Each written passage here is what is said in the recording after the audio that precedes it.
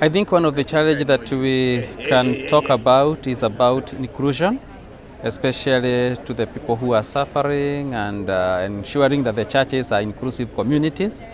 We have challenges in some churches where we are not including the young people enough, and that would be a very good thing that we encourage the member churches to go home and think about. I think the biggest mission or task for the WCC after this is to try to unite as we are living in a humanity crisis and the climate crisis, and the biggest issue is to unite in time because it's the crisis and we need to act now like one unity, one movement. And I think that will be the task. After witnessing all the business plenary and all the concerns raised by the youth, I think the youth voice needs to be more echoed and also the youth coder needs to be met.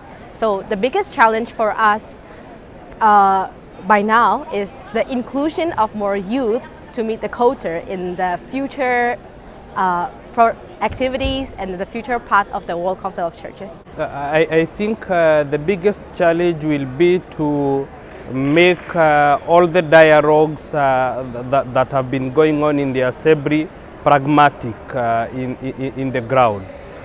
Because the main challenge is that a lot of things have been said, but very little is being implemented on the ground. So to me, the biggest challenge will be to create a praxis of what is there in the ecumenical forums.